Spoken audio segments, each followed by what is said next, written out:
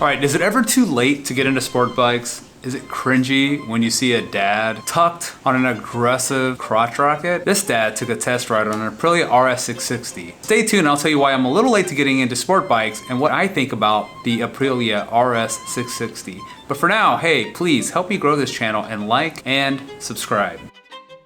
Motorcycles first caught my eye when I was 15 in the early 90s. At the time, we had been traveling back and forth to Italy to visit family. My teen friends in Italy were all driving 50cc Aprilias and Cagivas all around the Italian countryside. And I instantly fell in love and was determined that eventually I'd get one of these kind of bikes. So at the time, I lived in Fairbanks, Alaska, a long ways from any sort of Aprilia dealership and a long ways from Italy. Also, it was the 90s and it wasn't the easiest place to find a motorcycle dealership. What they did have in that area was a 1990 Honda NS50F at the local power sports dealer. And if you've ever seen this motorcycle, it's definitely a 90s bike. Unfortunately, my parents didn't share the same enthusiasm for motorcycles that I did. And the riding season in Alaska is fairly short. I pushed hard for the NSF50F, but my parents had essentially a hard no. And to this day, I'm still trying to find an NS50F to pick up. And if you know of one, let me know. I'm still would love to kind of relive that dream. Well, I never ended up throwing my leg over a sport bike for any time from the 90s until today, until I got older, but although they always caught my eye. You can't deny how absolutely awesome looking the Italian sports bike looks. I mean, how many of you had a Ducati 916 poster growing up? I mean, I absolutely did, right next to the Lambo poster and Alyssa Milano. So the bike that has been capturing my attention lately is the Aprilia RS660. I've been following reviews about the bike for about 3 years. It is also arguably one of the most beautiful bikes on the market. I finally had a moment recently to go to a local dealership and test ride the RS660. All right, Aprilia RS660. Woo! And I leaned over. So I'm gonna take it around there.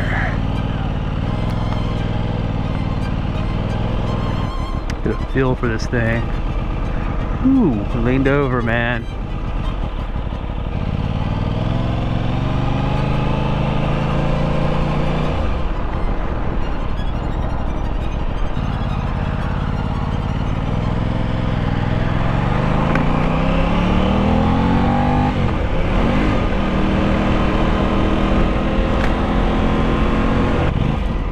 Got a little bit of noise to it, but man, I don't like those mirrors. They're not very. It's the first time I've been on a bike like this. From a seat height perspective, I'm at 30-inch inseam, and I'm essentially on my tippy toes. Looks like they put it in commute mode also to keep it a little tame. I don't plan to take it out of commute mode right now. I just want to get a feel for it. I took it around the parking lot a little bit just to get a feel for its low speed maneuvers. It's pretty good. You know, again, first time on a bike like this, so I need to give it a little bit of a, need to get used to it from the seating position, the clutch feel, and everything. And also, dude, being hunched over a bike, all I really ever ride are adventure bikes and big giant full-size baggers, and man, I tell you, it's something about laying on top of a bike that is unusual. And I'll tell you, like, the first thing my old man hands are telling me is I'm having to essentially, you know, like, support the weight of my body, of my upper body, my hands, and that is not a whole lot of fun, but it's not too bad. But from an engine perspective, parallel twin like this, it feels a lot like my GS850. You know, just less power, obviously, but like the sound, the feel, the motor. Obviously, you know, a parallel twin is a parallel twin. To be honest with you, I don't even know where the damn turn signals are. I guess I should have checked that out before I left. Oh well. I can use hand signals if I can get my body up off my hands. But yeah, the sound, the feel of that parallel twin. If you've ridden a parallel twin, it's got that slightly tractory, I don't know, maybe that's unfair, but it's a slightly tractory sound, right? That's what it sounds like to me, at least. Obviously going to be geared a little different. Feels good, man. I mean, it goes. If I give it a little, but you know, man, I tell you, interestingly enough, my 850 also goes, but my 850 is also a bit heavier than this. But I mean, there's no doubt in my mind this looks cooler. But you cannot go that fast. He told me I wouldn't get out of third gear on these roads. He's relatively correct. I'm not going out of third gear. But you can kind of prep yourself up, you know, as far as getting your weight off your hands a little bit. You just gotta, you know, squeeze the tank. Your legs are tucked in underneath the tank, pretty narrow. I found the turnstone. Oh, there it is. Just had to look. So you can kind of squeeze your bodies a little bit and then get tucked under and hold yourself up a little bit. It's not bad. I mean, it sounds pretty awesome. I like it. But you hear that the parallel there. Again, not super different than what I've ridden before.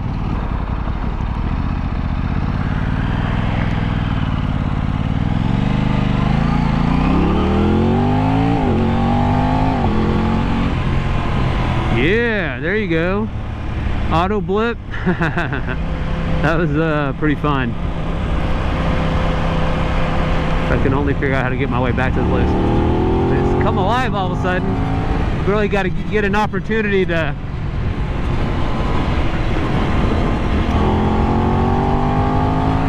you've got to get that opportunity to kind of unwind it a little bit. That little tiny windy you know, a third gear road they had me on, you can't really get a feel for it. I think a bike like this, you've got to unleash it a little bit. I'm getting a better feel, I think. Is it right here?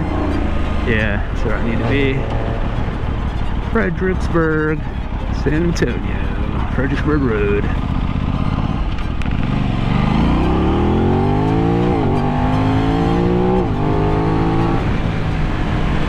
Yeehaw! It's pretty good, you know, I don't know. It's got a good sound.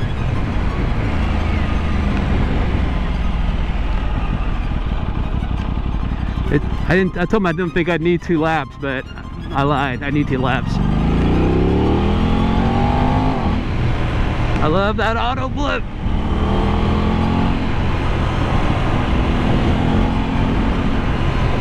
It's pretty fun, man. I like it.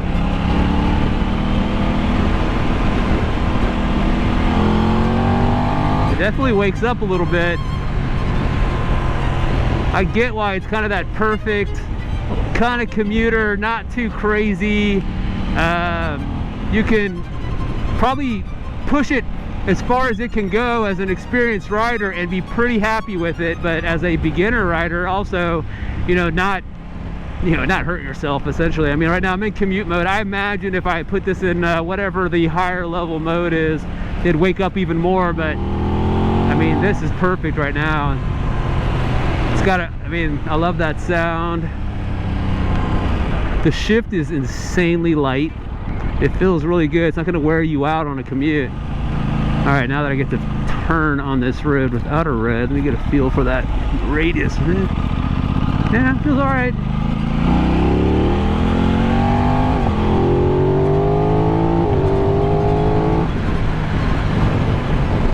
Oops, that's 60.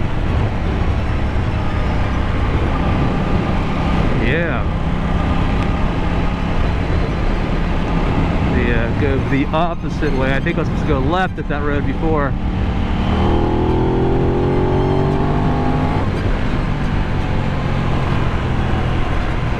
Hope I can find my way back to this place. I'm not really familiar with these roads, and honestly did not pay attention. I'm getting the hang of it though, man. Getting the hang of it. It's a lot of fun. But man, I don't know. I dig it. It's fun. There's a slightly tractory thing going on, but you can see, like, yeah, I can find a flat foot a little bit. It's not bad. I think part of that is my weight compressing down on the. It's a good looking bike too, man.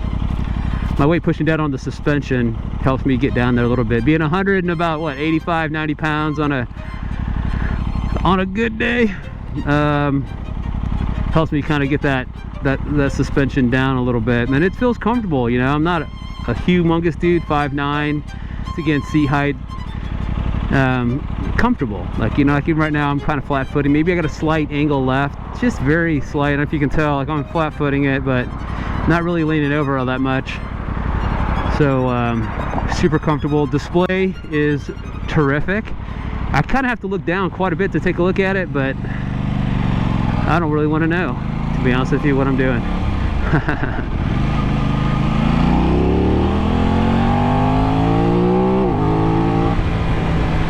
Woo! All right, I gotta come home and be good. Go bring her back. Yeehaw. That was fun. Let's try some slow speed maneuvers. Oh, let's back her up. Yeah.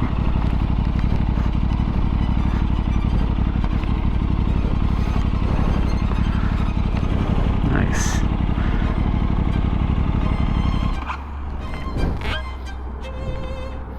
Well, that's all she wrote, man. That was fun. So what are my impressions? Listen, first of all, it's amazing looking. The price is $11,550 or about $11.7 thousand for the acid gold color. I personally really like the Tribute Blue model. My wife mentioned that she thought that the Extrema white livery, which I think looks great also, but not sure I would want to spend another $2,000 for that one. So who do I think this bike is for? During the demo day, I interviewed a handful of the other riders. They also test rode the bike the same day.